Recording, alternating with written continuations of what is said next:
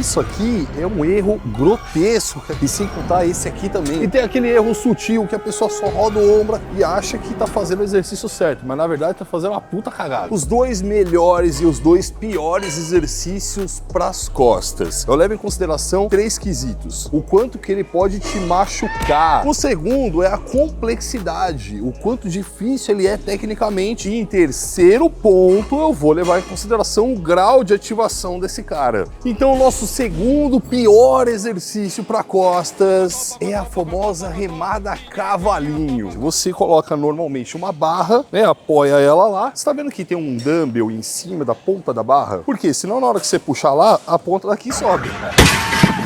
Você concorda comigo que existe aqui a necessidade de uma alta consciência corporal para manter a coluna numa posição perfeita? A pessoa vai aqui fazer, ela já mexe aqui, ó, aquela postura horrível, parecendo um berimbau. Você precisa manter a curvatura da sua coluna. Logo, você não pode arredondar ela, que senão você vai... Cemitério de Springfield. A pessoa, às vezes, ela até faz o exercício na postura certa, mas ela faz isso aqui, ó. Se liga, ó. Ó a postura, aí ela arruma, aí ela faz. Aí ela termina.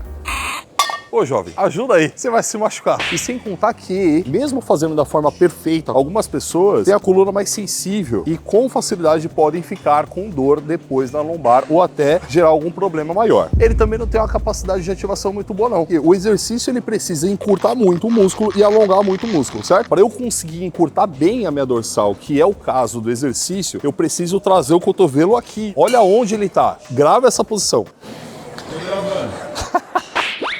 Percebeu? Ó, bateu aqui já. Não subo mais que isso. Consigo alongar bem, ou seja, esticar a gente estica.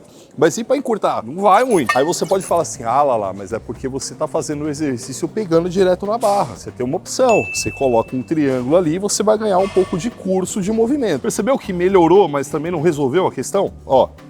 Ele bate aqui, ó. Índice lesivo alto, complexidade alta, capacidade encurta estica, né, Rani? Eu gostei disso. Baixa. Ou seja, Super lixo. e a gente vai pro pior dos piores exercícios de costas. Eu acho que já deve fazer uns 50 anos que a gente fala para não fazer esse negócio, o pessoal continua fazendo. Pula em costas. Primeiro critério, o quanto que ele pode te machucar. O seu ombro, articulação gleno-humeral. Tem uma posição que ela detesta. Se você forçar essa posição, você vai luxar o seu ombro. Sabe o que é luxar o ombro, Rani? É, dá merda, né? Ele sai do lugar. E essa posição é o que a gente chama de abdução com rotação externa. Olha como que meu cotovelo vai lá para trás.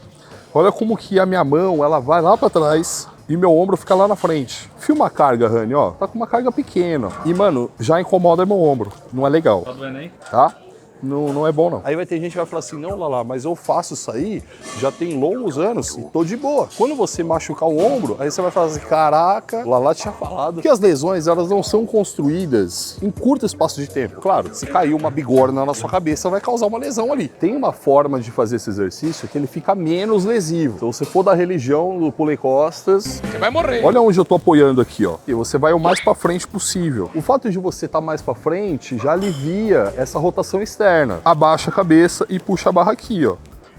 Percebe que o cotovelo ele tá indo muito menos para trás do que antes? Mas mesmo assim eu sinto desconforto no ombro. Você pode falar assim, ah lá, mas é porque o seu ombro tá meio bichado. Eu falo assim, até eu aprender algumas coisas eu fiz muito pulei costas. Então eu não quero que você cometa os erros que eu cometi lá atrás. Obrigado, amigo. Você é um amigo. Então esse é o primeiro ponto que ele já entra pro ranking de pior dos piores exercícios da lista. O segundo, a única peculiaridade que ele tem faz uma grande diferença pensar em cada exercício o que ele tem de melhor para te entregar. E é exatamente pensando em tudo isso que eu monto o Muscle 60D. Por conta disso tudo, eu prometo um ano de resultado em 2 meses nesse programa. Clica aqui embaixo para você conhecer. A única peculiaridade é isolar o trabalho da dorsal. Mas você pode fazer o pulei frente e ter um trabalho de dorsal maior e ainda trabalhar deltoide posterior, romboides. Quando a gente pensa em isolar, a gente pensa em algo bom. Mas o que eu quero que você entenda é que a gente fala de isolar para você não ter outro músculo que atrapalha. Mas aqui você não vai ter isso. Aqui você vai ter outros músculos que serão bons até terem eles desenvolvidos. Sem contar que o trabalho de dorsal é menor no pulei costas. Esse exercício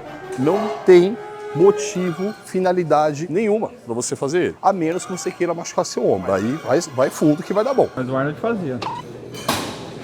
Do me a favor and put that bar in front of the body and put this exercise at the top of your list of ones to skip with the big red X. O segundo melhor para costas é um exercício que eu adoro. Esse é um exercício que dá treta, que a galera vai fazer esse exercício e os professores corrigem, olha lá. Teve aluno falando que o professor não manja de nada. A gente tá falando de uma remada curvada unilateral. Então você põe um banco aqui a 45 graus e aí você apoia o antebraço nele aqui, ó. Os pés em posição antero-posterior, para quê? Para te dar uma boa base. Você vai manter como a postura? Postura elegante. Coluna ereta, você vai puxar aqui o cotovelo. Leva o cotovelo lá para cima e volta. Ponto importante, mantenha o seu corpo estável, sólido.